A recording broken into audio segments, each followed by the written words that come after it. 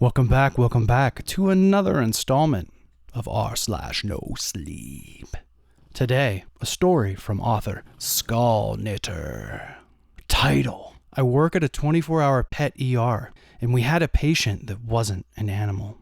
Just as a trigger warning, this story is marked for animal abuse. I do not know what I'm reading. Anytime I read these, it's on the fly, and then I do some editing afterwards. But that's just a heads up. Anybody that is sensitive to that, I recommend turning it off at this point. So let's get into it. The man walked in at 2 a.m., dragging something black behind him. The way it was moving, it didn't sit right. Neither did he. The receptionist felt it immediately. The way he walked, stiff and uneven, like a scarecrow with one leg shorter than the other. He hid greasy blonde hair beneath a 10-gallon hat, spurs clicking as he moved. I watched the security footage later. His lips were white and thin, his teeth crooked. His mouth twisted into a half smile, like he was seconds from laughter. He was dragging a massive black Rottweiler.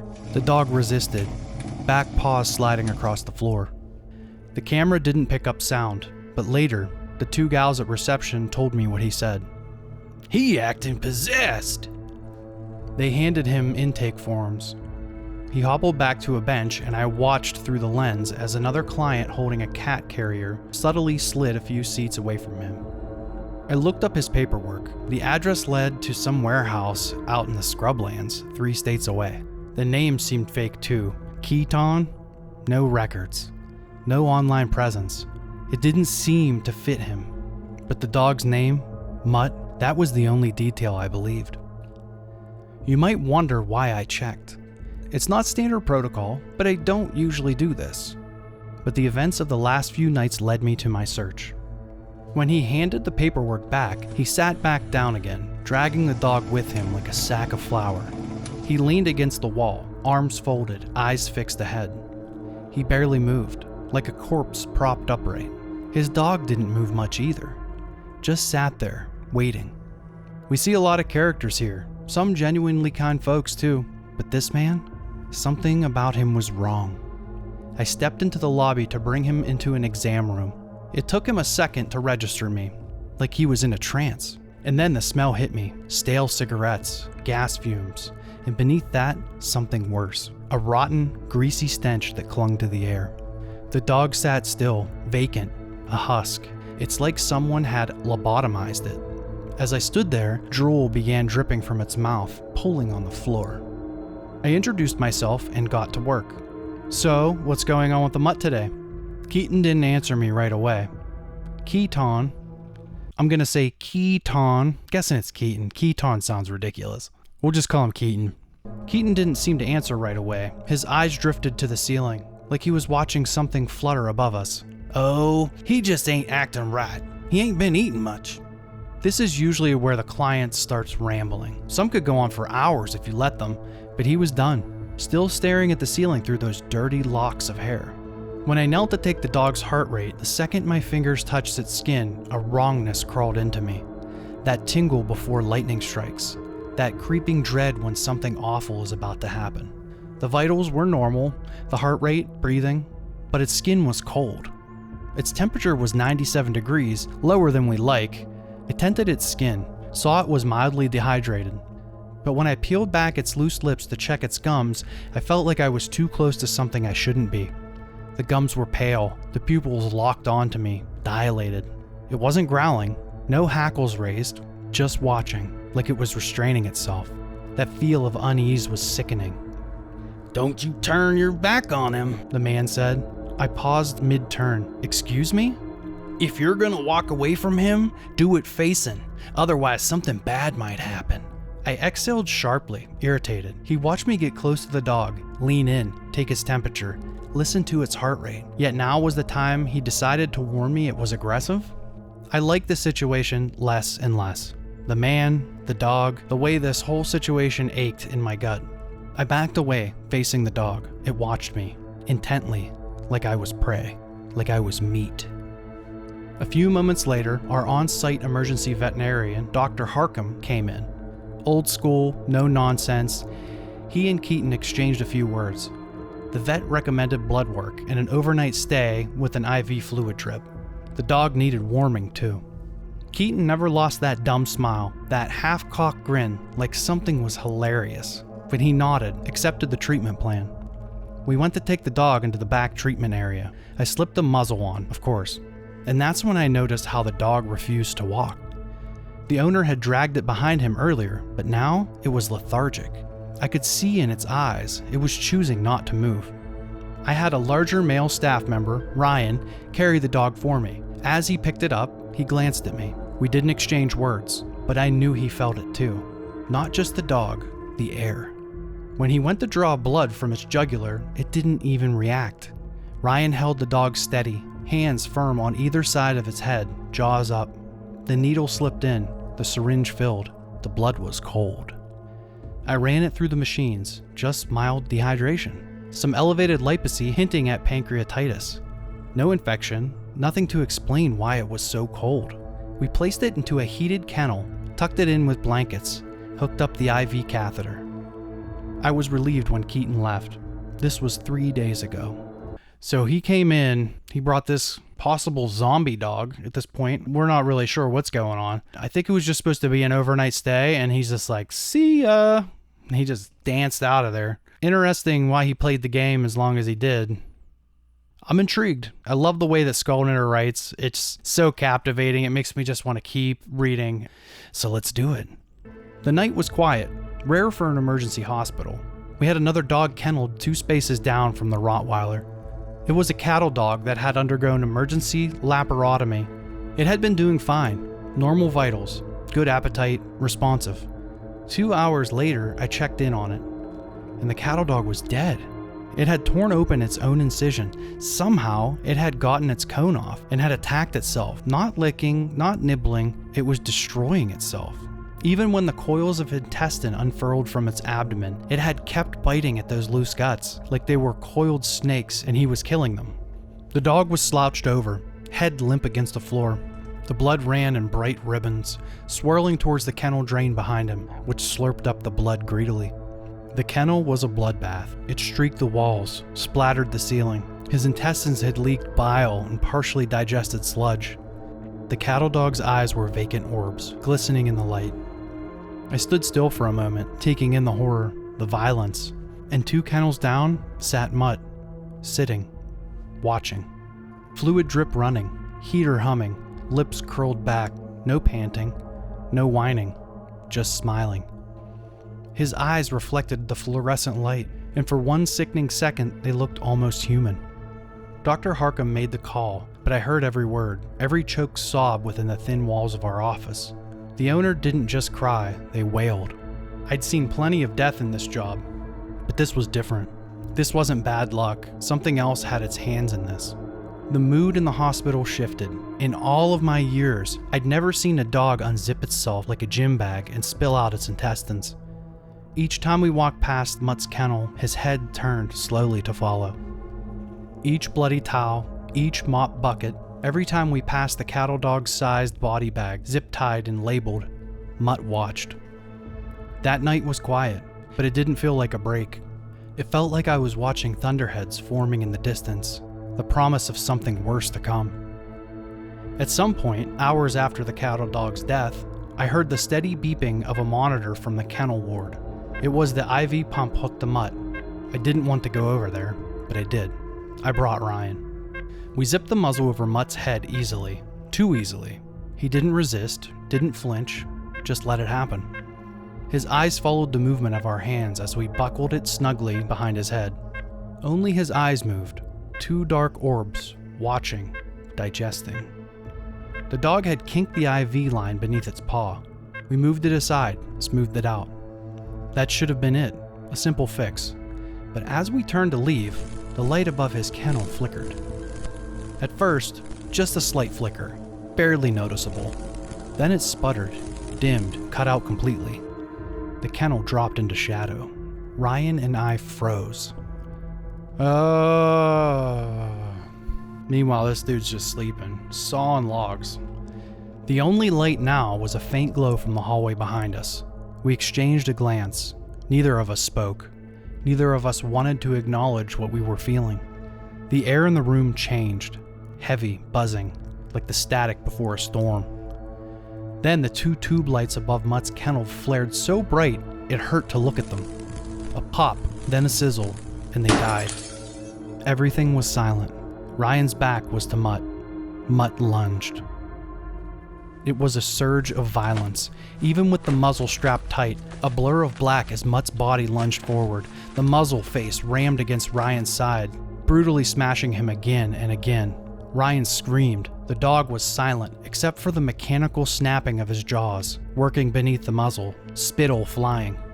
Ryan twisted, trying to stand, but the sudden attack had him off guard. I reacted without thinking. I threw open the kennel door. Mutt rammed into Ryan again, harder this time. The sheer force knocked him off balance. Ryan writhed around to grab Mutt. The moment he faced Mutt, the dog stilled. It stood there, silent, watching, bathed in the new darkness. Something was wrong with this dog. Not neurologically, something deeper. It felt intelligent. It felt calculating. It felt evil.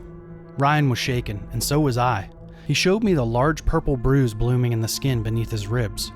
God, it was huge. But neither of us had any further inclination to talk about it. The rest of the night passed without incident. I focused on my other cases for the night. I saw a Chihuahua with pneumonia, a Persian cat having low-grade seizures, a tabby with proprioception defectitis. We went through the motions, but my mind was elsewhere. Ryan seemed dazed, like something fresh had broken inside of him. It wasn't just shock or trauma or fear. It was more profound than that. I left for the night still shaken. Ryan didn't even wave goodbye. I chain-smoked cigarettes in my car before driving home, flicked the butts out the window. My hands were shaking the entire ride. And when I finally collapsed into bed, I pulled my pistol out of my purse and slipped it under my pillow. And as the sun crept over the horizon, my dreams were wrong. I dreamed of a black face snarling in the dark, leaning in, sniffing, eyes like hollow pits, endless swirling galaxies within. I felt the faraway stinging of teeth sinking into my flesh. Not a bite, not an attack, but a slow, deliberate pressure, easing into my skin. When I woke, my sheets were damp with sweat. When I came in for my shift that night, I felt a deep sense of disappointment the second I walked past Mutt's kennel. He was still there, heater purring, eyes following. The lights above his kennel were still blown out. The ones beside them had started to flicker. Ryan called out sick, said he'd been throwing up since the night before. I had a feeling there was more to the story, but I didn't have time to dwell on it. I shot him a text wishing him well. He read it, didn't reply. And that sinister, eerie man who called himself Keaton, his phone went straight to dial tone when we tried calling for a case update. He wasn't coming back. He paid half his bill up front in crisp, old $100 bills. We weren't getting the other half. The night was busier. I told my manager we shouldn't put any of the dogs in that ward, but we didn't have a choice. Our small animal ward was on the other side of the building, but for the larger dogs, they had to go there. We admitted a Great Dane with liver disease. There was nowhere else to put him, so I placed him in the kennel furthest from Mutt, 2 down from the cattle dog that had ripped itself apart. I went back to check on them 10 minutes later. I stopped cold. Mutt's kennel was wide open. The latch was undone. The door swung open. He wasn't on fluids anymore. No pump to beep, no leash, no sign of how it had happened. Just him sitting at the threshold, staring, slack-jawed. I shut the kennel, latched it securely, left the room, came back with 2 plates of food. Immediately, I felt nauseous. The kennel was open again. I hadn't heard a sound, hadn't seen the door move. The only way to unlatch these kennels is with hands, with opposable thumbs. I slammed it shut again, this time locking it with a makeshift carabiner clip.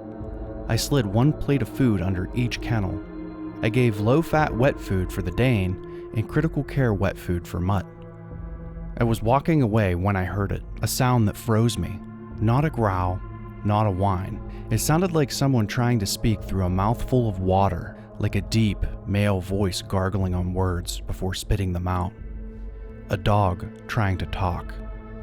I turned. Mutt sat there, watching, silent now. Something tingled in the air. But the Dane had begun to cry. His plate of food lay spilled across the kennel floor. His hackles were raised, his body pressed against the back wall, eyes flickering towards the ceiling. He was feeling something deep and inexplicable. I felt it too. When I reached for his kennel bars, the crying stopped. The Dane's body trembled, then his whimpering changed. It deepened into a low, eerie sound, like a tornado siren. Then it stopped altogether. The dog went still, too still. Then all at once, he attacked his own leg, not chewing, not licking, ripping, breaking. Deep, pulverizing bites. Bone cracked. Blood spattered the kennel floor. It wasn't a dog in pain. It wasn't a dog in distress. It was something else. Something destroying itself with purpose. I couldn't go in there. If I did, he'd likely redirect onto me, sending me to the hospital. I turned and ran, shouting for help as I sprinted through the clinic. Dr. Harcum and two other techs, Angie and Denise, came rushing out of the exam room at the sound of my frantic screaming. I grabbed a rabies catch pole. The Dane was still going. The flesh of its leg hung in shreds, barely attached. Blood spurted like shots from a water gun, pulsing in rhythm with its heartbeats from a severed artery. I slipped open the kennel and looped the catch pole around its neck, tightening it hard, wrenching its head just enough to stop it from lunging.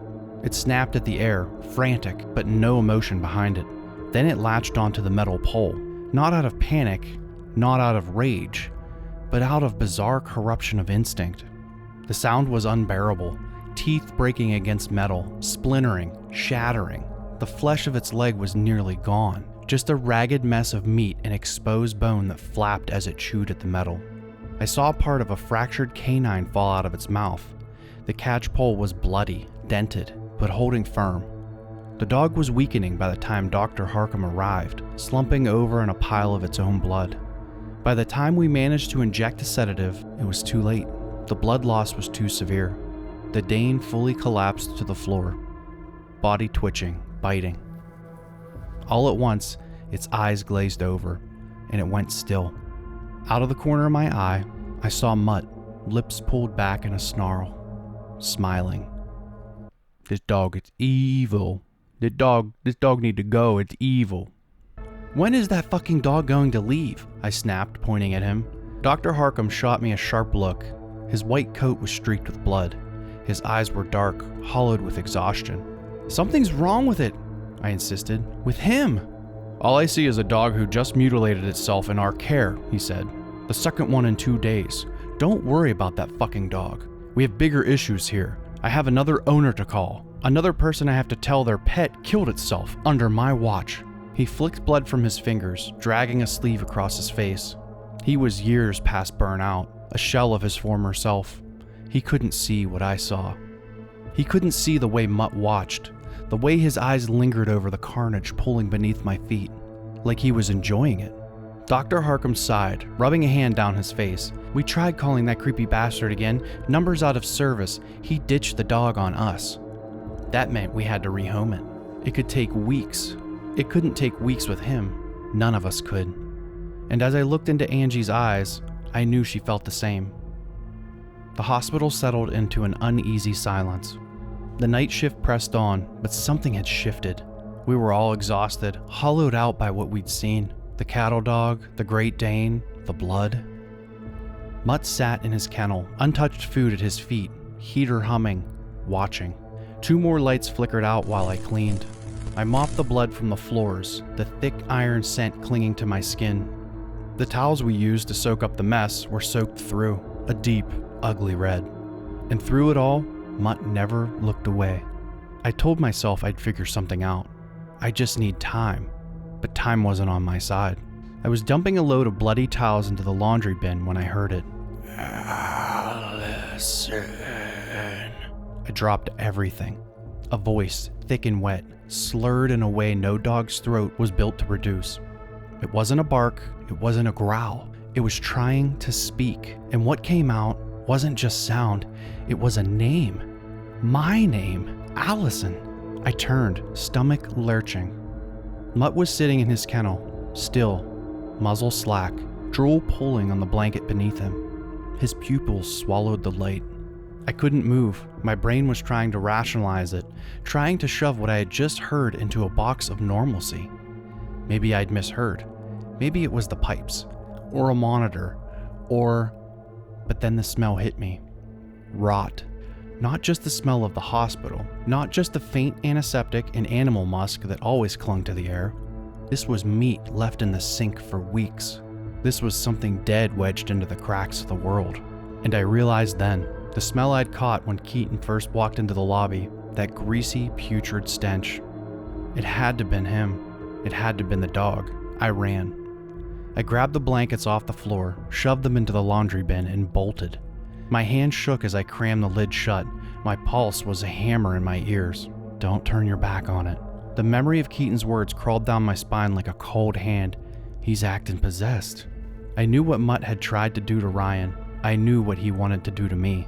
And now I knew I wasn't waiting for him to act. I was going to kill him. I kept my head down the rest of the shift, biding my time. My mind wasn't on the cases I took. I worked on autopilot. I went through the motions. My body was moving without me. And when I got a moment alone, I pulled up 20 ml of pentobarbital sodium and phenatone sodium solution, euthanol, the sparkling pink liquid we use to put animals down. I took enough to kill a dog twice Mutt's size. There'd be a discrepancy in the controlled substance log, but I could smooth it over the next few weeks. A couple of slightly higher doses of euthanasia cases, logged with enough time between them, and no one would notice. I locked the cabinet, slid the syringe into my pocket. I was committing a crime, breaking DEA laws. I could lose my license, my career, even end up in jail. But deep in my bones, I knew one thing. That thing in the kennel, whatever it was, it needed to die. It's like G.I. Jane coming in and taking care of business. She's bad. I like her. She's a good character. Even though she's terrified, she knows that something needs to be done, or this thing's gonna keep killing, and it ain't gonna stop. The next morning, when I arrived for my shift, the hospital was heavy with grief. Everyone was crying. Ryan was dead. He'd taken his own life in his trailer sometime after leaving work. No details, no explanation. Just gone. The police had come to inform us. They didn't stay long. They didn't need to. I knew then, it cemented in my mind what had to be done. I didn't know how, but I knew. I didn't wait. I worked through the grief, through the horror, pushing it all into a place I'd deal with later. I waited for the right moment, a lull between shift changes, when staffing was light. I approached Mutt's kennel. His head was cocked, eyes tracking me. He looked almost expectant. I opened the kennel door and slid the muzzle over his face quickly. My hands moved with a sharpness I hadn't felt before. I yanked the straps too tight. My pulse was steady. I leaned out of the room, peered around the corner. No one coming. I held Mutt's paw, feeling for the vein. My other hand had already slipped a needle beneath the skin. The syringe in my palm felt hot. I pushed the plunger. It was difficult, so much volume to inject. But I pushed it all, every last drop. Normally, when an animal is euthanized, it happens fast. They slump, their eyes stay open, their body gives up. He didn't move. I could have killed a human with this much euthanol, but he just sat there. I stared at him, heart pounding, my breath becoming sharp. They usually pass away before the syringe is empty. Their bodies relax, their eyes go distant, the tension of life slipping from them like a sigh. Mutt's body stayed rigid, his breathing steady. The drug should have shut him down immediately, but his muscles held. His head remained lifted, eyes locked onto mine. A chill crawled up my spine. This dog should be dead. Then the hallway lights flickered. One by one, the bulbs sizzled out, plunging the kennel ward into darkness. The air thickened, heavy with the weight of something unseen. The heater stopped. The only glow came from the exit sign at the far end of the hall, casting a weak green wash over the kennels. The shadows twisted around me. I couldn't move. The door to the kennel slammed shut behind me. My breath hitched. The silence was absolute. The only sound was the slow, wet rasp of Mutt's breathing. I could feel him in the dark, the weight of his presence gnawing at the air. Allison. The voice came from the kennel, thick, gurgling, wrong.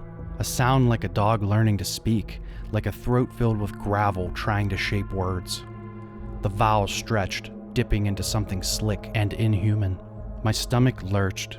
I reached for the latch, fingers fumbling, but my hands were slick with sweat.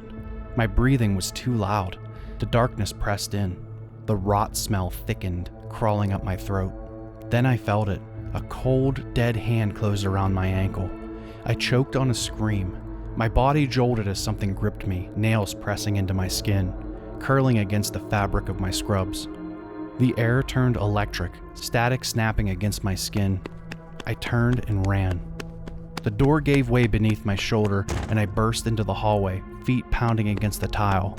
Behind me, I heard the kennel door smash open, the sound of paws, heavy and fast, hitting the ground.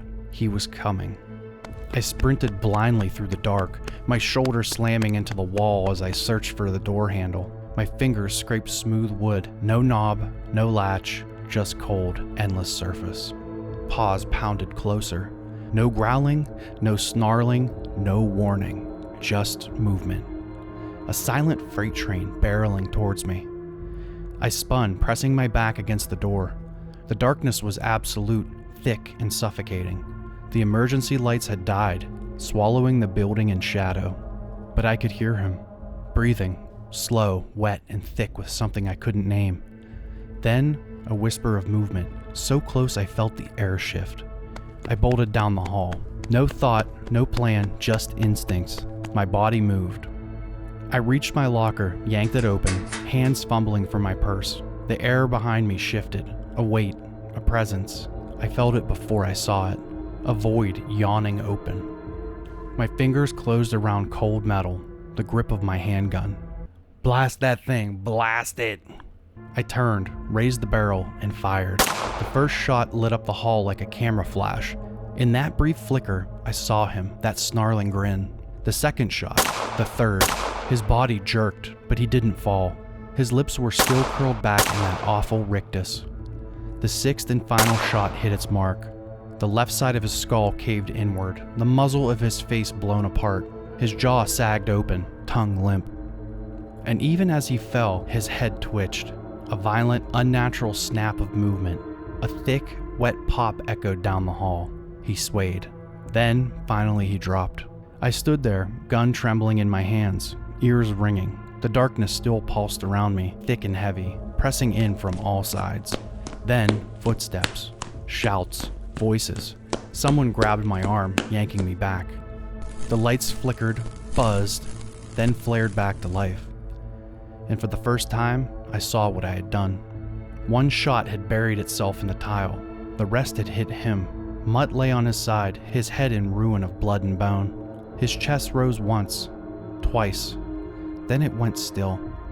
The bite muzzle was missing. He must have pulled it off somewhere during the chase. I didn't move. The hospital swarmed with people. Cops were called. Questions were asked. I barely registered any of it.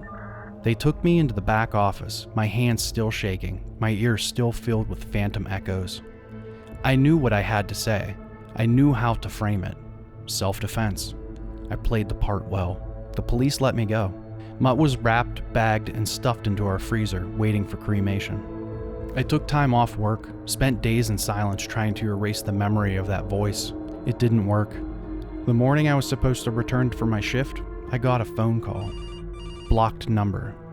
I answered. Slow, shaky breathing filled the line. Then he began to laugh. Low, drawling, thick with something I couldn't name. A mouthful of tobacco chew, or blood.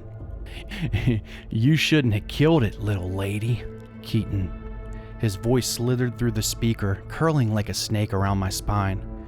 His laughter built, rising, filling the silence. You just gone and made things so much worse. And as the laughing turned into hollering, the line clicked dead. I sat there, phone pressed to my ear, staring at nothing.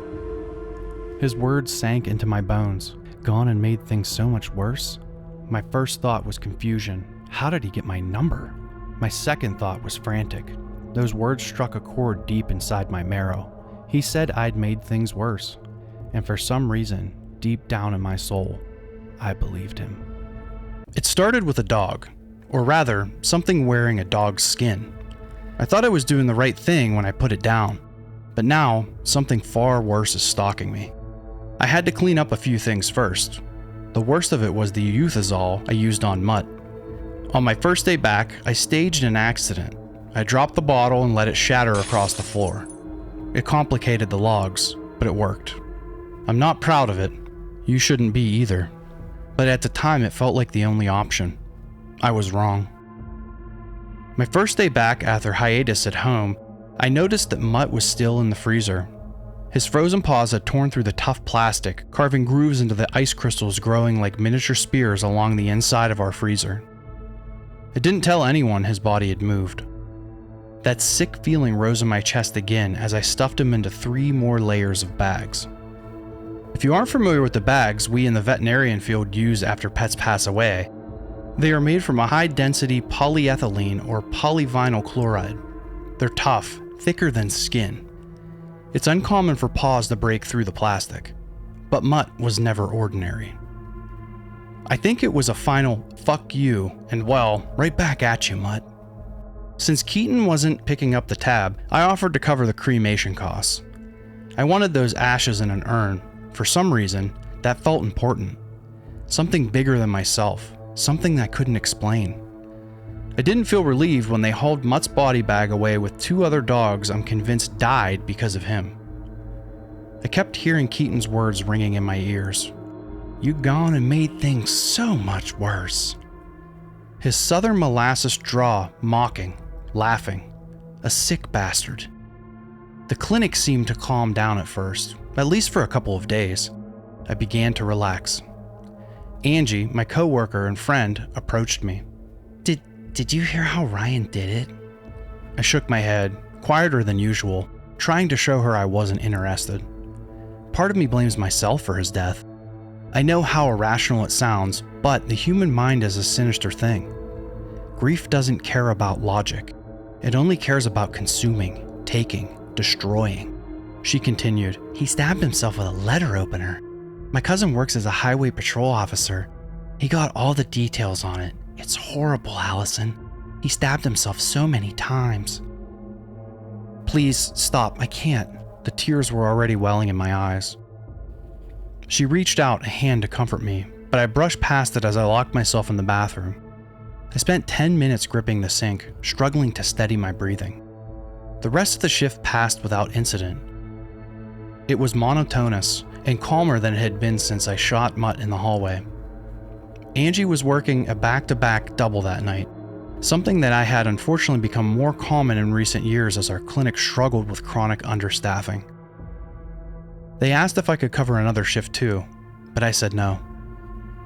After everything I'd seen, everything I'd done, there weren't enough sane pieces of me left to give. That night, I settled into bed, my gun tucked under my pillow. The trailer was quiet, just the sound of wind outside, a high-pitched whooshing that rattled the walls every so often. But I found it almost soothing. As I lay there, closing my eyes, I saw it. A snarling, statuesque black Rottweiler. Eyes like 2 bottomless pits. He moved through the trailer towards me, his presence a creeping weight in the dark. Then I looked down. Instead of paws, he had 4 pale hands, their flesh blending seamlessly into the black fur of his limbs. He strode forward. I couldn't move. Every muscle on my body locked up, frozen in place as he slunk beneath the foot of my bed. I tried to open my eyes, to wake up from the nightmare, but they were open, and I wasn't sleeping. A hand rose over the mattress's edge. Another followed. I felt the weight of them press down, the mattress sinking beneath an unseen force. It felt so real, too real. Then the snout emerged, slow and deliberate, rising above the sheets like a shark breaking the surface of the ocean. It drained the room of anything good, anything right. Only the ache of loneliness remained, a gnawing darkness spreading through me. I felt like I was sinking into a bottomless pit, falling endlessly. The stench of rotten meat filled my nostrils. The grinning maw loomed inches from my lips, eyes burned into mine, wide and unblinking. A string of drool pressed against the skin of my neck. The mouth began to open, yawning. Each serrated edge gleamed in the moonlight, lining the jaws in jagged, overlapping rows. The clicking of bone filled the silence as the jaw pried open past natural limits, tendons slipping and joints straining. It kept widening, the gaping maw stretching further than any human or animal should be able to. Hot, damp breath washed over my face, my teeth clenched. The mouth inched forward, slow and deliberate, savoring the moment. Every nerve in my body screamed to move, to fight, but I was frozen, paralyzed beneath the weight of its presence. The gaping maw hovered inches above my face, the serrated edges of its jaws twitching in anticipation. I could see the glistening sinews stretch as the jaws prepared to snap shut, feeling the unbearable heat of its breath seeping into my skin. A low, guttural growl rumbled from deep within its throat, vibrating through the mattress, through me. My pulse pounded against my temples, drowning out everything but the sound of that grinding, clicking jaw.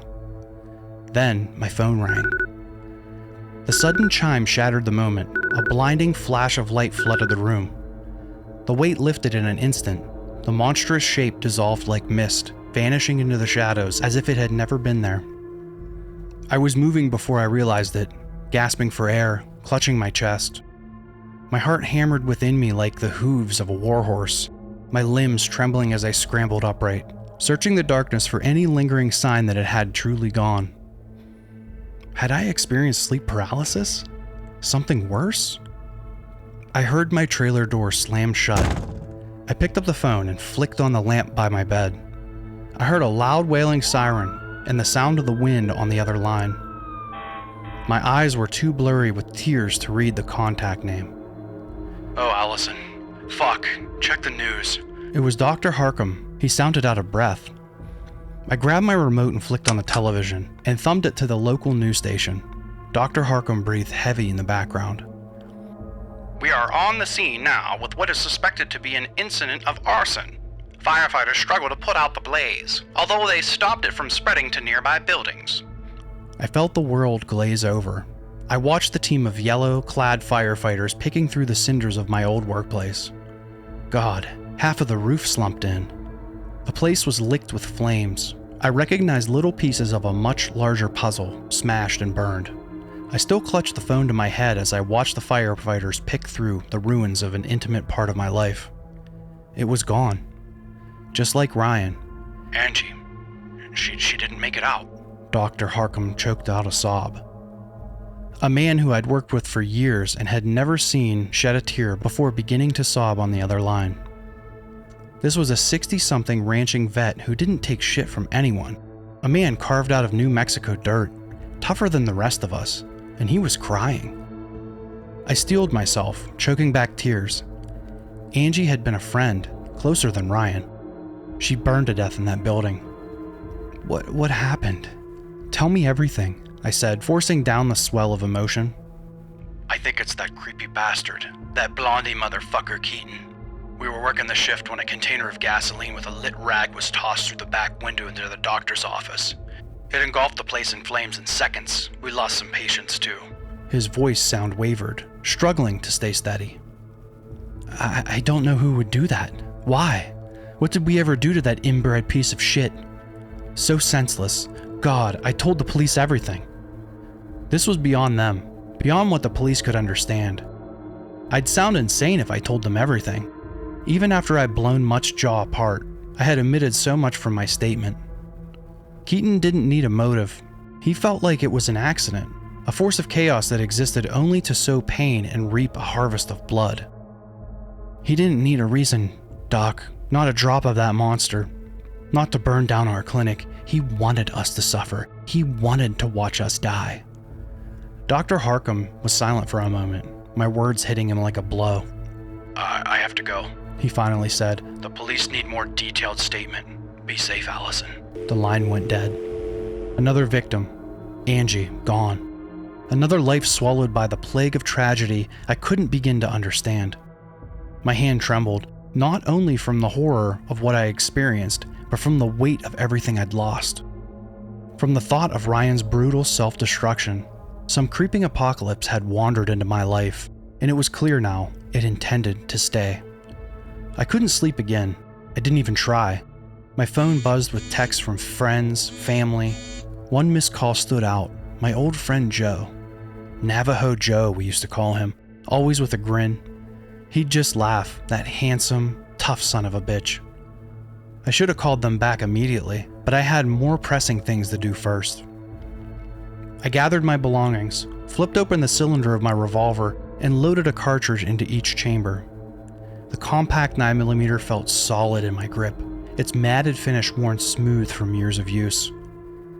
Despite its small frame, the steel carried weight, reassuring and steady. I tossed a couple of ammo boxes into my purse, the rounds light but lethal, their copper-jacketed tips catching the dim glow of my bedside lamp.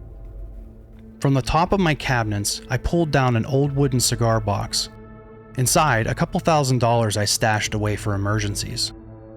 If this wasn't an emergency, I didn't know what was. I sat on the porch of my trailer, a cigarette pinched between my fingers, watching the sun claw its way over the horizon. Smoke curled into the air, twisting in the breeze, vanishing into nothing. By the time morning fully arrived, I'd burned through the whole pack. I checked my watch. The crematorium would be opening soon. They'd taken Mutt's body a couple days ago. I needed to convince them to put Mutt at the top of the cremation list. My old Buick truck started with a low rumble, the engine purring to life. A gift from my late father, it had been his pride and joy. I reached up and adjusted the rearview mirror and froze. A spiked black collar hung from it, tags jiggling softly as I brushed against them. Mutt, and below it, Keaton's number. I recognized it immediately. The same one we tried to call at the clinic when he abandoned that thing on us. Not a dog, a thing. Where my fingers touched the collar, a biting chill crackled against my skin, like dry ice burning on contact. I rolled down the window and flung it into the scrub brush. It didn't make me feel any better. He had gotten it back. I'd placed it in the cremation bag with Mutt, but somehow it was here, which meant he'd been here, inside my car, inside my home. Maybe that thing in the trailer hadn't been Mutt at all. Maybe it had been Keaton. Mutt was just the beginning, and this was spiraling into a situation I couldn't contain. At least, not alone. I pulled out of my small patch of land, kicking up a flurry of red dust. My air conditioner hummed, my fingers drummed against the steering wheel. 30 minutes later, I pulled into the Animal Crematorium, a shrunken gray cement building, casting a wide shadow in the heat haze. I stepped out and tried the door handles. Locked. I pressed the doorbell and heard a faint jingle inside, but the lights were off. I checked my phone and swore underneath my breath. I'd been so lost in my own thoughts, I completely forgot it was a federal holiday. No one was inside. Veterinarian clinics contract with crematoriums, sending euthanized pets in sealed bags. We stored them in freezers until the company's van arrived to collect them. They're packed alongside animals from other clinics, then stored in even larger freezers at the crematorium until it's their turn for processing. It can take weeks to complete a cremation, but Mutt had only been here for a few days. And somehow I could feel him inside the building, like I was standing too close to a live wire. The offshoot road I'd followed was empty. In the distance, I could see a glimmer of traffic, but it was far enough away that no one would witness what I was about to do. I circled the building, checking for an alarm system. Nothing. Peering through the windows, I scanned the interior. No cameras either. Crematoriums aren't exactly prime targets for thieves. Nothing to protect except frozen animal corpses. At the back, I found a window. Above me, only miles of empty blue sky, the air still except for a faint breeze curling through the scrub. I crouched and picked up a stone the size of my palm from its resting place by a cactus, weighted in my hand. Then I hurtled it through the glass. The window shattered unevenly, jagged shards left clinging to the frame like teeth. I found a stick nearby and used it to knock away the worst of them before pulling myself up and climbing through. Glass crunched beneath my boots as I landed inside. The rock I'd thrown had skittered across the floor, coming to rest far across the room. The space before me stretched out like a cavernous warehouse. To my left, 4 massive crematorium units, metal doors dull in the dim light. To my right, An entire wall of freezer units stood silent and still. Steel girders loomed overhead, casting long, skeletal shadows against the wall. I felt like I walked into a place I wasn't meant to be, like intruding in a place that had been waiting for me. The silence wrapped around me, thick and uncertain. My heartbeat thumped against my ribs, steady but insistent, like a distant war drum. Behind me, the wind whistled through the broken window. Then the smell hit me. The thick, stickly stench of rot, like a corpse left too long in the sun, its hollowed skin splitting open, brimming with writhing black flies. The air crackled with a sound of unseen maggots popping and shifting. A sudden thump made me jerk towards the freezers. One of the lids lifted, then fell with a hollow clunk. I watched, my breath caught in my throat, as the white top rose and dropped again, like a mouth opening and closing. Then another freezer began to knock against itself, and another. Then they all started. The sound grew into a chaotic, discordant symphony. The freezers shuddered, vibrating against the floor, scraping and twisting from their original positions. Then, all at once, the room fell silent. Silence dawned. Then, with a deafening crash, the freezer that had started thumping was hurtled 10 feet across the floor. It flipped onto its side, metal screeching as it scraped across the concrete, body bags spilling from the burst seams. It slammed into one of the crematorium units, the impact tearing the freezer door clean off. The lid skidded across the floor, crashing into the wall with a metallic clang, and in the middle of the wreckage lay a triple-bagged corpse I recognized all too well. Mutt. His body was rigid, frozen stiff inside thick layers of plastic, the paws pressed outward, twitching. I heard bones grinding, joints twisting, the sickening sound of something forcing itself to move when it shouldn't. The stiff limbs pushed against the plastic like a baby kicking from inside the womb. I felt eyes on me, burning pupils watching from behind. Shadows stretched and shifted in my periphery, but I couldn't take my gaze off the thing in front of me. The dog I had shot, the one with the caved-in skull, the one that I had pumped full of euthanasia solution, the one that had been locked in a freezer for days. I spotted a square-point shovel leaning against one of the crematorium units, caked in ash. I grabbed it, feeling the rough handle bite into my palm, and charged forward. I swung it down with all the force I could muster, the first strike splitting the thick plastic, sending frozen chunks of flesh spraying across the floor. Mutt's ruined head tumbled free. His frost-glazed eyes caught the dim light, and his shattered lower jaw smacked against the concrete, twitching. It was too frozen to bite, too stiff to do anything but thrash in mindless, spasmodic movements. My pulse thundered in my ears. The wind outside howled through the broken window, its pitch rising into something shrill, almost human. The shadows behind me deepened. I swung again, the shovel blade carved through tendons, severing the spine at the neck. The paws inside the torn bag spasmed, clawing at nothing. Bro, holy... Right back into it. Mutt is here again. Thought he was destroyed, thought he was gone for good. Man, I love this story. It's so good. And I'm just rolling, because I want to know what happens next. Don't you want to know what happens next? Nobody wants to hear me talk. Let's get back into it. I kept going, hacking away at the frozen flesh until the head detached completely with the final, sickening crunch. The wind howled louder, but I could sense that it wasn't only the wind behind me anymore. I turned. Keaton. He loomed in the broken window, impossibly tall. His body twisted to fit through the jagged frame. One hand gripped the windowsill, fingers digging into the crumbling concrete, the other obscured in the shadows. His filthy blonde hair hung limp over a face that wasn't quite human. His neck stretched forward, grotesquely elongated, the vertebrae bulging beneath thin, sallow skin. It didn't just extend, it coiled, folding over itself like an accordion, fluid yet wrong in every conceivable way. The angle of it made my stomach twist. His eyes were red, raw, pools of blood where the whites should have been, and they pinned me in place. The pupils were black, dull, the color of tarnished coins left to rot in the dirt. He inhaled, slow and deep, dragging in the air like he was tasting it. And then his lips split apart, curling into a grin that stretched too wide, splitting cheek to cheek as if his skin could barely contain it. His chest heaved, a slight laugh rippling through him.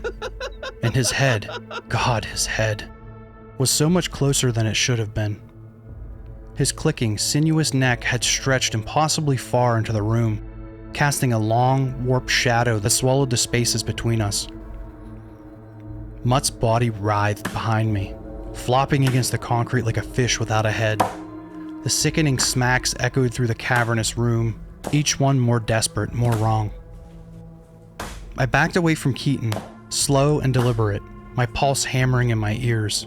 He didn't speak. He just breathed, deep and shallow, savoring the moment, drinking in my fear like it was red wine. The wind whispered through the broken window, stirring the air behind us. Then his arm rose, unnatural in its movement, the elbow joint clicking as it bent at a disturbing angle. His hand curled around something, lifting it up like a prize. At first, I couldn't make sense of it. A dark, matted thing, limp and swaying slightly. Then I saw how his fingers had sunk into it.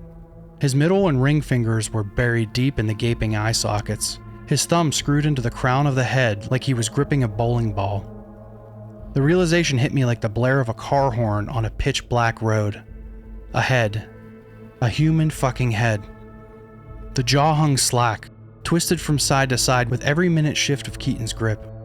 Blood clung to the torn skin in slick, wet strands. I knew the face. Dr. Harkham. The breath hitched in my throat, and I staggered back without thinking. A mistake. White-hot pain seared through my calf. A vice clamped down on my leg. My brain scrambled to catch up with what had just happened. I looked down. Mutt's severed head clamped onto my ankle, his mangled jaw locking in place. Torn flesh barely held the structure together, but the grip was unrelenting, teeth buried deep. Pain flared through my leg, hot and immediate, the pressure tightening like a rusted bear trap. Keaton laughed. The sound curdled the air, high-pitched and jagged, warbling between something human and something that had never been. His entire body quivered with the force of it. His grotesquely long neck arched like a bridge, vertebrae rippling beneath stretched, paper-thin skin. The ridges of his spine pressed outward, shifting unnaturally, jutting like knuckles ready to crack. I swung the shovel down on Mutt's head, the impact shuddering through my arms. His jaw only clamped tighter, and I felt a fresh rush of warmth as blood trickled into my boot. Gritting my teeth, I pried at the head like opening a clamshell, peeling it from my leg. It took a strip of fabric and flesh with it as it crashed to the floor.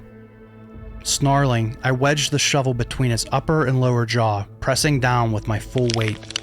Bone splintered, the jaw cracking apart with a sickening pop as the lower half disconnected completely.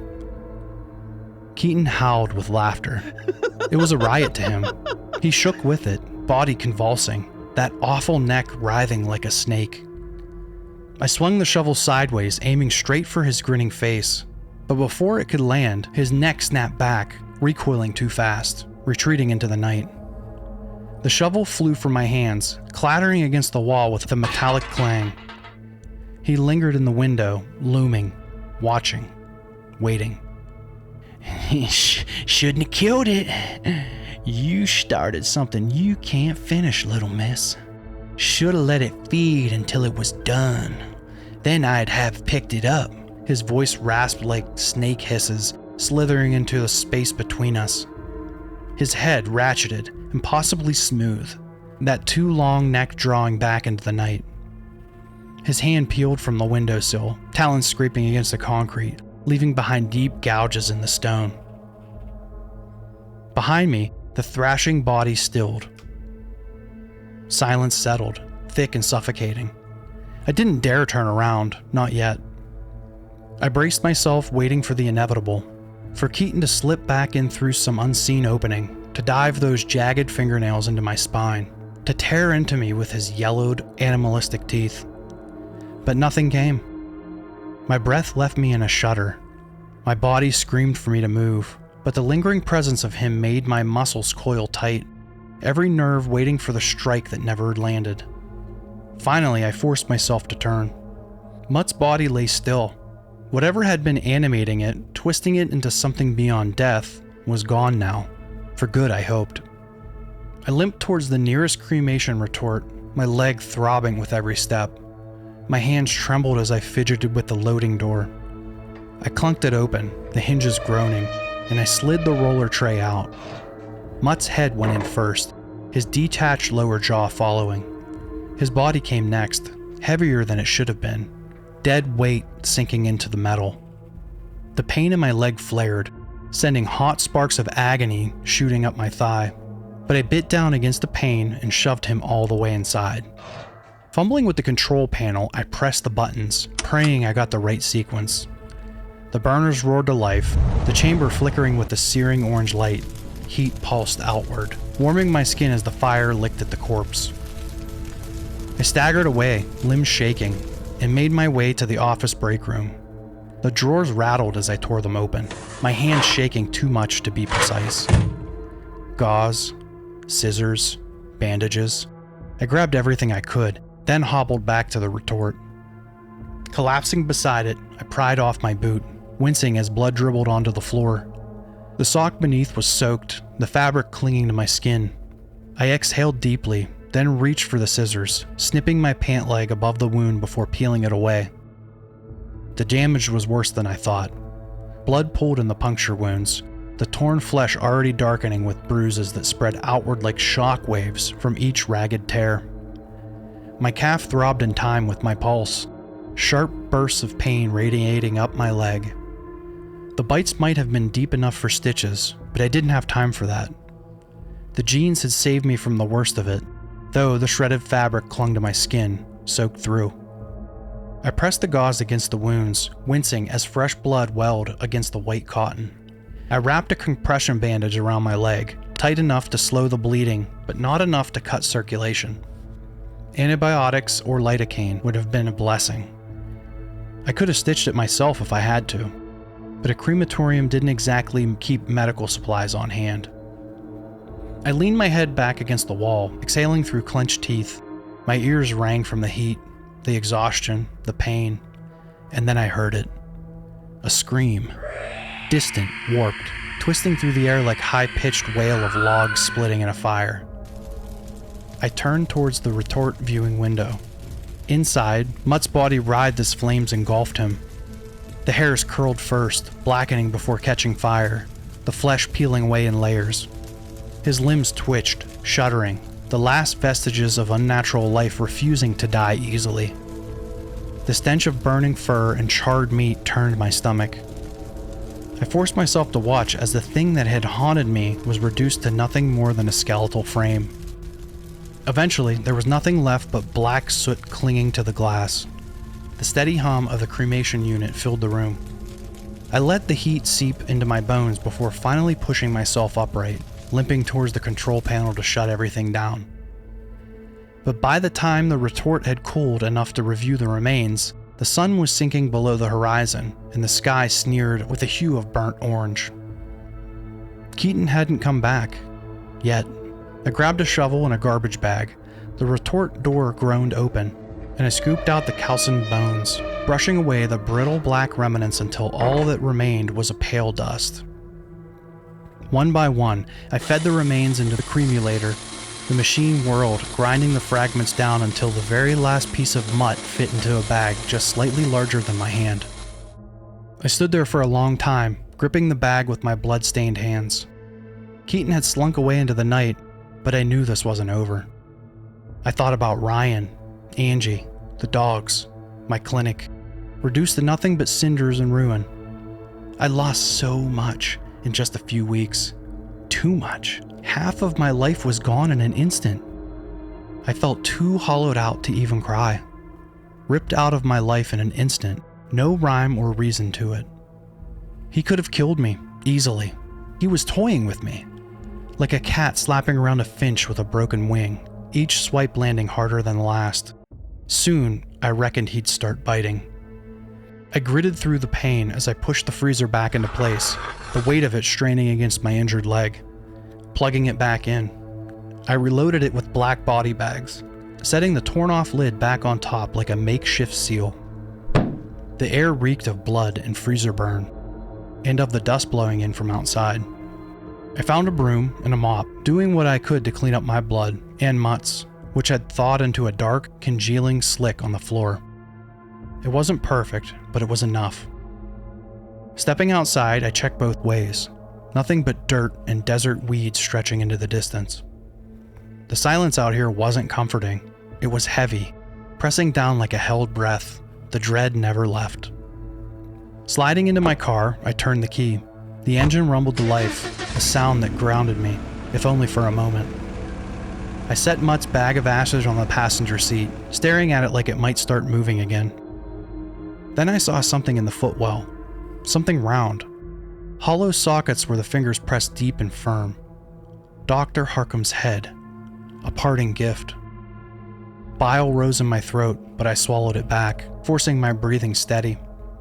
I'd had a tough life growing up. I knew how to push things down, bury them. I grabbed an old jacket from the back seat and tossed it over the round heap. At least I didn't have to look at him like that anymore. Then I did the only thing I could. I called the one person who might be able to do something about this. The only one who might be able to pull me from the riptide I was drowning in. Joe, my buddy from high school. I hadn't talked to him in years, but I'd missed his call this morning. That had to mean something. The dirt road stretched towards the main highway as I drove, my hands gripping the wheel tighter than they needed to. He picked up on the second ring. "Allison, thank God." Tears welled in the corners of my eyes. "God, Joe, it's been so long." "I saw the news. I know you worked there. I had to see if you were okay." "Joe, I need to talk to you. Something's after me. It's been after me since I saw it a few weeks ago. I need your help. A dog came into my clinic. Bad fucking luck. Thing turned the building into a slaughterhouse without so much as a blink." Silence. The joy in his voice faded, melted away like chocolate left too long in the sun. Outside, the sky burned with the last light of day, the sun dipping toward the edge of the world, flaring one final orange goodbye. "That's not just bad luck, Allison. That's something else. Something old. That's bad medicine." Joe clicked his tongue the same way he used to. The sound hit something deep in my chest, a crack in my ribs I hadn't noticed forming until now. I should have called him sooner. Maybe things would have turned out differently. Maybe not. "You got my address? Come down to the res. I'll make sure they let you in." His voice was steady, familiar, safe. He gave me directions. The Navajo reservation a couple hours to the southwest. I've got some ashes too," I said, my fingers tightening around the small bag beside me. "I cremated his dog. The one he brought into my clinic before all this shit went south." Joe went quiet for a moment. Then, softer this time. "Not a dog." He didn't elaborate. "Not anymore." A sharp blistering pain grabbed my calf. I sucked in a breath, my legs shivering, nerves screaming as if a white-hot blade had been pressed into my skin. I yelped. "Allison?" Joe's voice sharpened. The pain spread like fire, radiating from the bite wound, sinking deep. My pulse hammered as I clutched my leg, fingers pressing into the fabric of my jeans, but nothing stopped the burning. Then, from the darkness of the footwell, something shifted. A wet, gurgling croak, a jaw working. I froze. Joe must have heard it too. His breath hitched, sharp over the line. A slithering rasp crawled up from beneath the jacket I'd tossed over the thing in the footwell. The sound of dry lips parting, a raspy voice speaking through a mouth that shouldn't be able to talk anymore. His voice.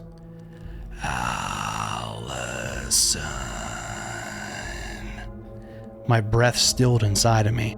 A hollow, empty space opened in my chest. Keaton.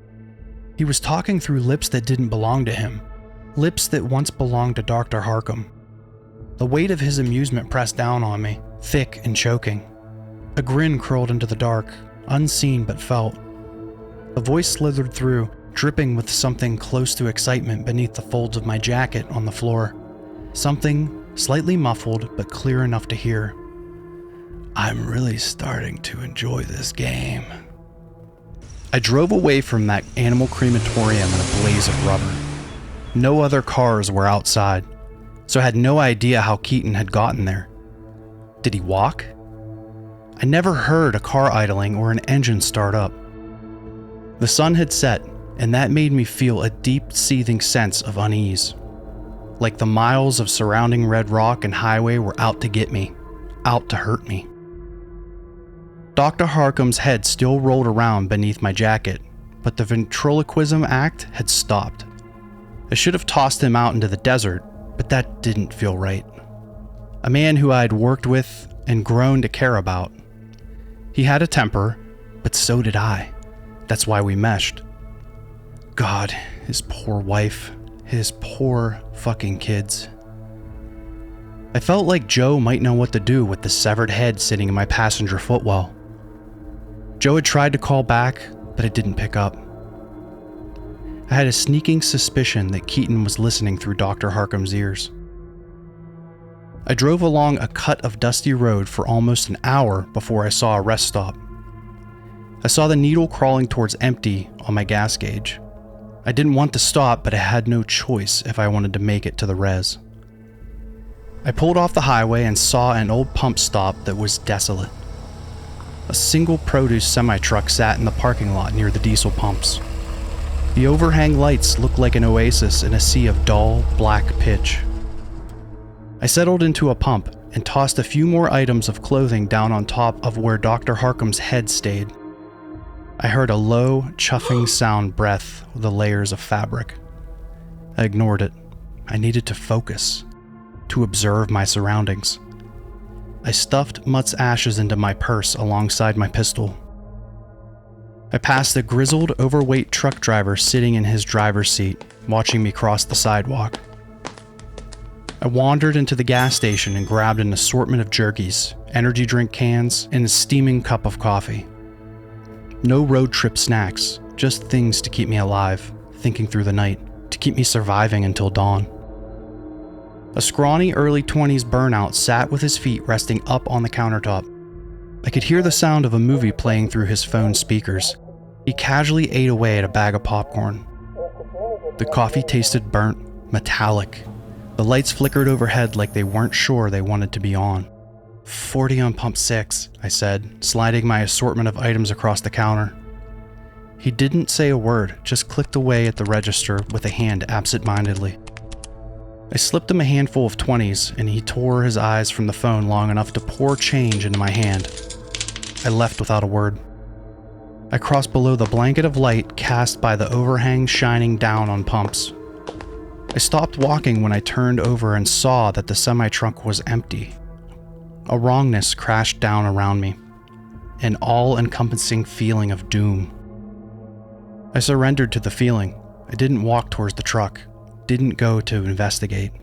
I had an idea that's what Keaton wanted me to do, what he was waiting for me to do. I kept my eye on the semi's cab, inching backwards with a bag in one hand, a coffee in the other, purse slung over one shoulder. My breath sounded pitched in the darkness, labored and heavy. I saw a glimmer of red across the inside of the semi's windshield, a glistening brushstroke. I didn't peel my eyes from the semi as I filled up my tank. As soon as I was done, I slid into my truck and started it up. The click of the locks engaged brought a little to dissuade the rising tide of panic drowning me from the inside out. As I pulled across the pumps and across from the station, I saw the right side of the semi in the flash of my headlights. The cab driver's side door was cracked open, blood flung in congealed gobs on black asphalt. I saw him then, Keaton. He was perched between the semi's wheels like a spider hiding beneath a rock. His limbs like long wooden posts stretched with a thin layer of white skin. Pinched feet held onto the underside of the truck bed in a broken contortion. His elbows buckled in the wrong directions. Everything was so much longer than they should have been, neck like a tangled, twisting vine. His eyes refracted in the light like two glowing yellow orbs. The bite wound on my leg began to itch, then burn. I saw thin fingers of smoke clawing out of my purse, and I pulled out the warm ashes of mutt and sat them on the passenger seat. I heard a faint crackle like embers in those ashes. The car began to smell like singed hair and cooked flesh. I noticed a sharp smile on Keaton's face, his mouth drenched in rivulets of blood. The trucker sitting in his cab earlier lay in a twisted heap beneath Keaton. The trucker's ribcage was cracked open like a crab shell. One of Keaton's sharp hands was digging around inside the man like a woman digging around in her purse for her keys. Keaton's stare lingered, piercing, as I swung my car around, kicking up a shiver of dust, and I flipped my truck into a higher gear. Keaton pulled a dripping red hand out of the trucker's sunken chest cavity and began waving at me. A friendly hello. I revved up the engine, blowing down that road back onto the highway faster than I should have. It wasn't until a few minutes later that I remembered the cashier, sitting alone at his post, unaware of the broken thing feasting just outside the doors. God, I hope it didn't come after him next. I thought about calling the police. I really did. But God, I had a severed head in my car. I couldn't get involved with the police. They'd have asked me for info I simply couldn't provide. The head of Dr. Harkham was letting out a low drone in the footwell as I tore forward down the highway. I sipped the coffee as the mile marker slipped past, the hum of the highway loud in the quiet. The head in the footwell let out a faint groan under the jacket.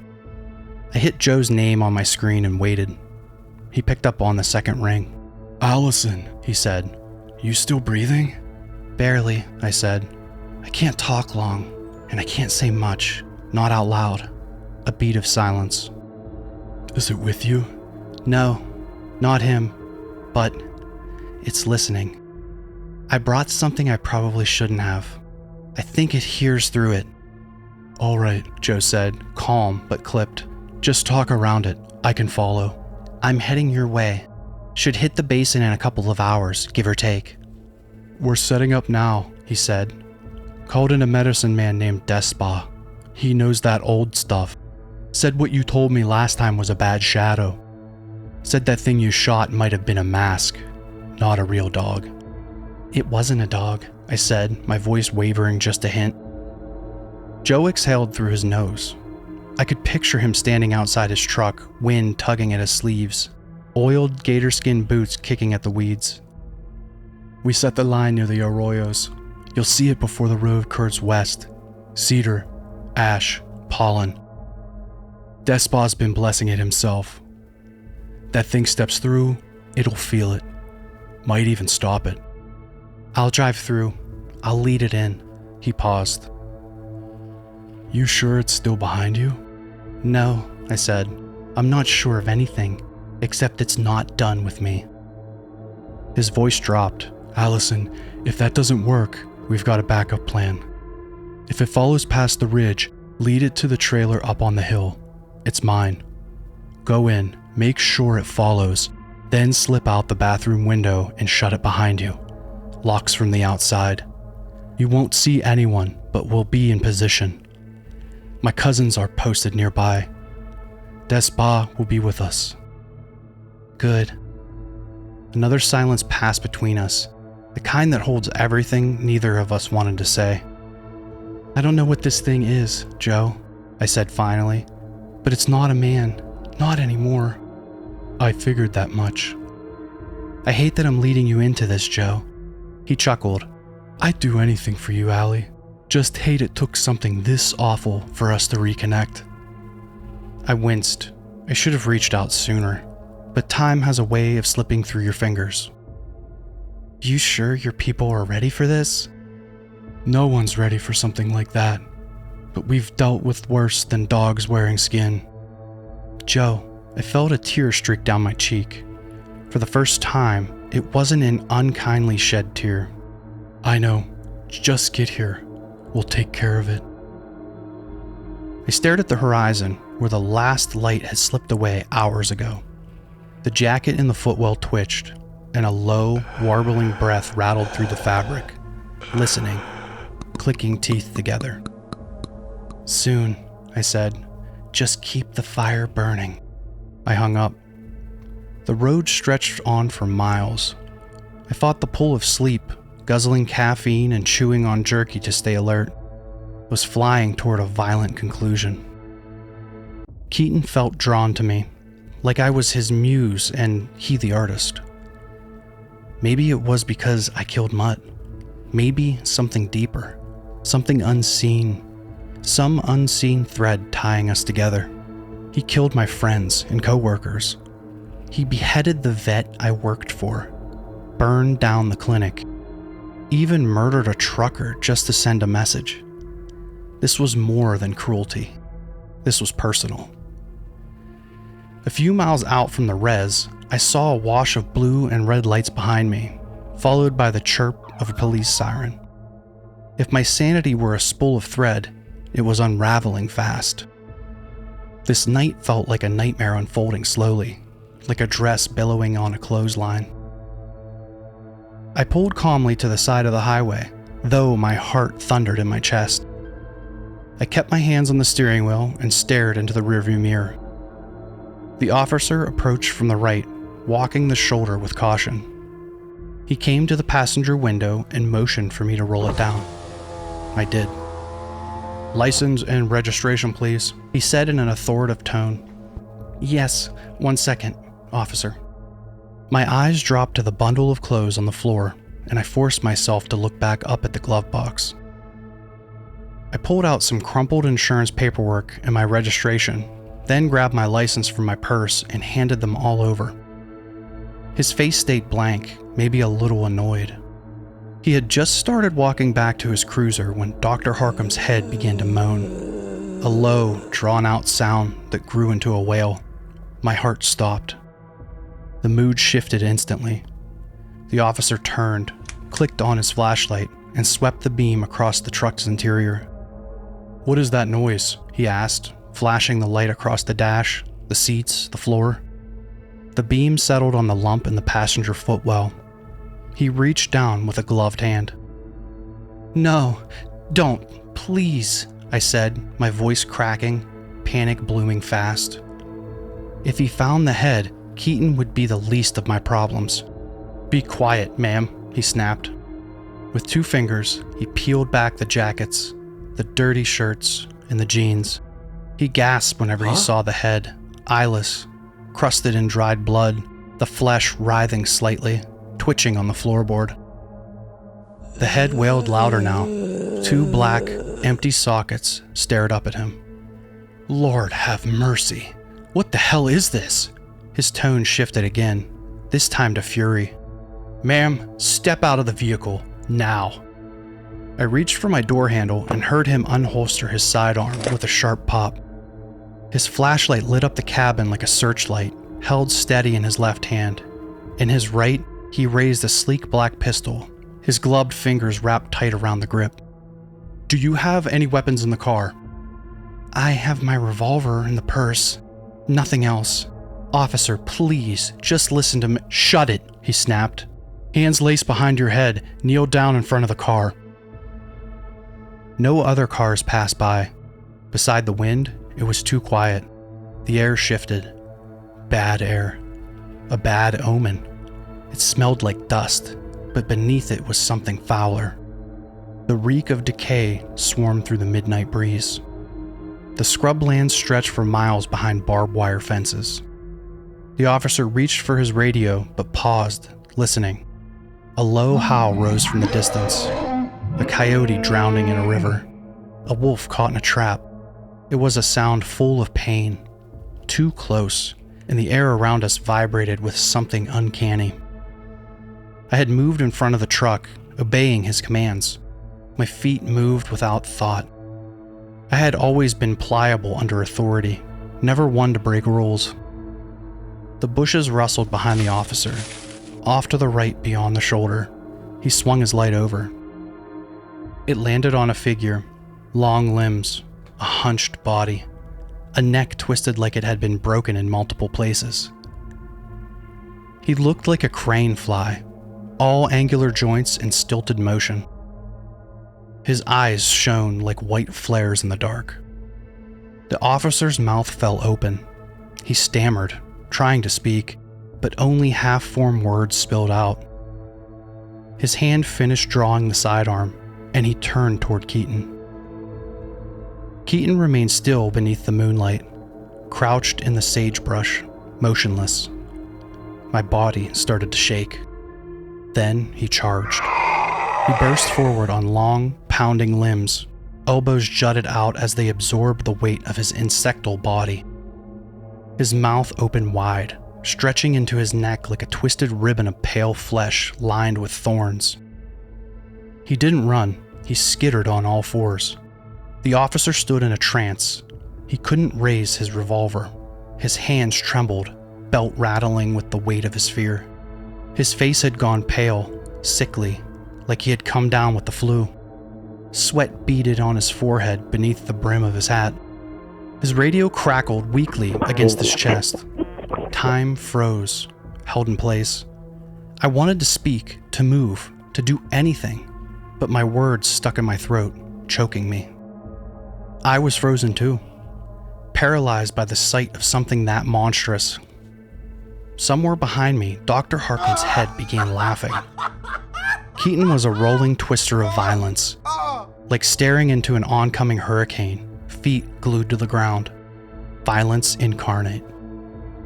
He vaulted the railing in a single leap and crashed into the officer with a terrifying force. He slammed the man's back against my passenger door so hard the entire truck shifted to the left. That broke my paralysis. I scrambled back into the truck and turned the key. My passenger window was still rolled down, and through it I saw the officer's limp body smashed against the door. His weight bent the metal with a few sharp, hollow pops. Keaton's jaw opened wide, stretching all the way to his throat, a mass of twisting yellow teeth. He was chewing through the officer's skull, tearing flesh, stripping it clean. The flashlight and pistol clattered to the pavement. Then Keaton's eyes came into view, slitted, swollen, like two overripe grapes. A predator's eyes, empty, starving. I slammed the gas. The car lurched forward. Something on the officer's duty belt scraped against my paint. I felt a thud as both bodies tumbled off my truck and hit the pavement behind me. In the rear view, I saw Keaton's naked body wrapped around the officer, limbs grasping and tearing. His skin crawled with motion, like the organs inside him were alive and shifting. The flashing lights from the squad car bathed them both in red and blue. One of the cops' boots rolled into the road, its laces dragging behind like it was trying to crawl away without him. Keaton paused and began pulling the corpse behind him, dragging it like a child pulling along a favorite blanket. When I was a few yards away, Keaton snapped his head sideways at a breakneck speed. His gaze locked directly onto the back of my truck. It was piercing, inevitable, furious, like he just realized I was getting away, and the rage hit him all at once. As he grew smaller in the rear view, I saw him heave the officer's body off the ground and toss it deep into the scrublands. Then he started running after me. I climbed faster and faster, 60 miles per hour. The old truck's engine began to rumble beneath me. 70. The engine groaned. I caught the sharp smell of gas fumes. Keaton was gaining. At 80, the truck shook, barely holding together as the engine roared. I'd burned rubber twisting onto an off-ramp, saw an oncoming car a few miles down the road. My tires nearly lost traction on the gravel, kicking up a flurry of pebbles as I fought for control. Keaton was close enough to reach out. He moved impossibly fast, loping with long limbs and elbows tucked tight to his sides. I saw the fire burning in his eyes. He was done chasing. He wanted blood. Mine. And if he caught me, I knew he wouldn't let me go again. The ashes of mutt crackled in the passenger seat like gunpowder. The head lolled from side to side in the footwell. I felt like I was losing my mind. But between the smell of the scorched ash, the reek of decay blooming around me as Keaton drew closer, and the sound of the head laughing, I knew I wasn't crazy. This was all real, raw and wrong. The box I had been stuffing all these impossibilities into was overflowing now. What happens next when the box breaks? Would my mind break too? I passed through the Arios and toward the toll booth borders off this part of the res. The barrier bars were lifted. Was this where the line had been drawn? Could Keaton cross it? He was halfway up the roadside, nearly level with the side of my truck. He wasn't looking ahead. His neck was twisted towards me, his body pounding forward with a mindless kind of purpose. His mouth hung open, eyes wide. Behind me, Dr. Harkham's head shouted with laughter. The engine rattled with speed. Keaton was so close I could smell death. I could see the dried blood of so many victims caked across his twisted, nude body like a suit of crimson armor. Right as I crossed the border barricade, Keaton veered sharply to the left. I watched him clear the fence and crash down in a heap, thrashing on his back like an insect, arms curled towards the sky. The head stopped laughing. The ashes stopped crackling. I slammed the brake pedal to the floor. Keaton writhed. I saw Joe's trailer on the hill, half swallowed in dust, lit by a hard glare of floodlights. I focused the headlights on him. His thrashing slowed, then stilled. My tires thumped over uneven ground as I crept forward, heart burning like a live wire. I stomped on the gas, aiming to crush him beneath the weight of the truck, but he leapt at the last second, sprawling across the roof and smashing through the back windshield in a burst of glass. I flung the car into reverse. One tire crunched over his leg. For the first time, I saw pain in Keaton's eyes in the rear view. I clenched my teeth until my jaw ached. Keaton clung to the frame, screeching. He yanked and pulled, his foot pinned like a plank beneath the tire. I slammed into drive. He flew backwards off the car, his limb bending and snapping like a brittle branch. As I climbed toward the hill, I saw him rise again on all fours. One leg was twisted into broken segments, the foot dragging unnaturally across the dirt. And still, he came after me. But now, there was a break in his stride. He was slower. He was wounded. And if it bleeds, it can die. At least, I hope so. I rounded the rise. The area was desolate, not a soul in sight. I hoped that was part of the plan. I prayed it was. I slid my car into park on the ridge and pulled the parking brake. Behind me, I heard the pounding of hands on earth, getting closer with every second. Keaton landed on my roof with a thud, the metal buckling under his weight. Then he threw himself forward, vaulted over the hood, and smeared blood across the windshield as he rolled and hit the ground. He stood facing me with those reptile eyes, blocking the way to the trailer. Its door was wide open. I pulled the gun from my purse and pointed it at him. He tilted his head, and I felt my muscles tense. I wasn't pulling the trigger. Something inside me was pulling against it. I fired once. The bullet missed him entirely and buried itself into the trailer wall. Keaton charged. I dropped the pistol and ran around the car. He roared as his broken ankle slammed against the dirt. He scrambled onto the roof again, and I ducked to avoid a swipe from his hand. The spot where Mutt had bitten my ankle throbbed, and the pain lit sparks behind my eyes as I flexed and pushed through it. The body will break itself to escape death, and the mind, drowning in adrenaline, becomes a weapon. But he was feeling it too, the adrenaline. His nervous system was short-circuiting, his mouth open like a wilted flower, tongue licking through the air. He was tasting something. Could he smell Joe? The others? Were they near? He leaped, and I dove through the trailer doorway. One of his claws raked against my back. I shoved past the floral couch, knocked pans off the shelf in the narrow kitchen, and bolted towards the bathroom. Keaton thundered behind me, screaming, "Bitch, bitch, I'll rip out your throat." His voice scraped like rusted wire dragging across concrete, echoing down the narrow hallway. "Play with your insides.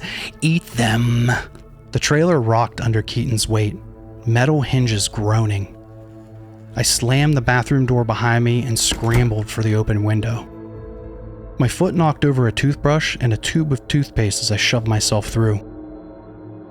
Pain flared along my back. The wound on my calf throbbed. Keaton was almost on me. I could feel his heat, the hate radiating off him. The door splintered just as I dove. My teeth cracked against desert stone when I hit the ground. A burst of white light exploded behind my eyes, and blood filled my nose, hot and thick. Something moved past me. Fast, silent. I heard the window slam shut. Arms wrapped around my torso and dragged me away from the trailer, around to the front of my car. Keaton's voice roared from inside, a storm of curses and blasphemy. He screamed like a trapped coyote, cornered and caged. He sensed something was off, but he couldn't help himself. His bloodlust had outpaced his instincts. Now he was trapped. I turned my face upward. The sky above the basin cracked with heat lightning. Purple veins crawled across the clouds. The air buzzed with insect calls and owl cries. The desert had awakened, and it seemed to know what was coming. A man I didn't recognize moved past me, wearing a bandolier of bundled sage and carrying a rawhide pouch that smelled of cedar and cornmeal. He approached the trailer with quiet purpose, opened my truck door, and retrieved the bundle of Mutt's ashes and the shrouded head of Dr. Harcum. With steady precision, he placed them both through a window into the trailer. Another man knelt in the dirt near the rear axle. An elder in a long shirt, embroidered with turquoise beads and white ochre. He began to sing in a language I didn't understand. The words were low and heavy, his voice rolling like wind through canyon crests. He poured corn pollen in a slow arc around the trailer, his movements deliberate and unwavering. The others joined in. Their chant rose from the earth like the black smoke from the trailer. The song was older than Keaton, older than the desert.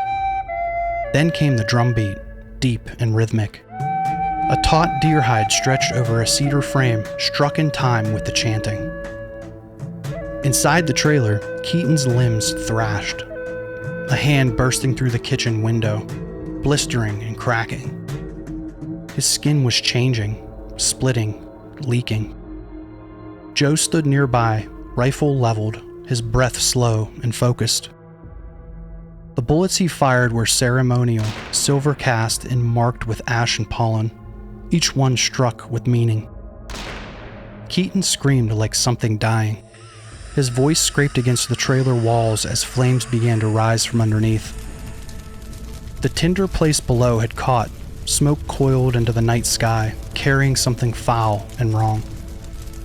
The fire grew, hungry and bright, fed not only by gasoline, but by intention, by design. Keaton howled as the medicine circle tightened around him. His bleeding eyes gleamed through the flicker of flame, filled with disbelief and fury. He clawed at the walls, tried to find the door, but it had been sealed from the outside with rawhide bindings and sacred paint. He scratched the windows, too narrow for his spider-like frame to slip through. The chanting never stopped. Even when the trailer began to cave inward, even when the screams turned wet and animal, the fire consumed, the wind shifted. I watched Keaton stop fighting. I saw his flesh pock, blister, rupture, and burn. He looked at me through the window, the same way Mutt had, with those vacant, unreadable eyes. Keaton sucked up lungfuls of empty breath. Joe watched his home burn to embers. For me, there wasn't a trace of regret in his expression, only that same ruthless, focused anger. I spit blood through my cracked lips. And then the world went quiet. No birds, no insects, not even coyotes. No Keaton, not anymore. Only the breath of the desert and the low hum of thunder threading the sky. We stood and watched the trailer shell glow red, then crumble. Joe's cousins moved through the sagebrush with extinguishers, tamping out sparks before they could catch. I didn't look away until it was dark, silent, hollow. Then I broke, not cleanly, not quietly. My whole body shook with sobs dragged from someplace beneath grief. I screamed, raw and hoarse, and clung to Joe like a raft in a black ocean. He wrapped me in a musty blanket and said nothing, just held on. One hand pressed firm to my back. I wept into the chest of his shirt. So much gone, so much taken. "It better be dead," I said between sobs. "We're going to bury the ashes of that fucker. Despot's gonna make sure it doesn't come back." I used to believe in quiet deaths, gentle ones. That was before Mutt, before the laughing sickness that was Keaton. The world has gone still. No more chase, no more fire, no more road to burn through. Just the sound of my breath hitching, the dull ache in my limbs, and the weight of deep grief settling into my bones. Awesome story, awesome ending. I love Skull Knitter's writing. Really do. Man, I'm kind of at a loss for words. That story was intense. It was crazy, well written. It's top 5 for sure. Top 5. Why don't you go over to Skull Knitter's Reddit page? Check it out. He's got tons of stories. They're all really, really good. Let me know what you think in the comments. If you could please like and subscribe, I would appreciate it. It helps me out tremendously. Until next time, I am the Midgrade Masochist. Farewell.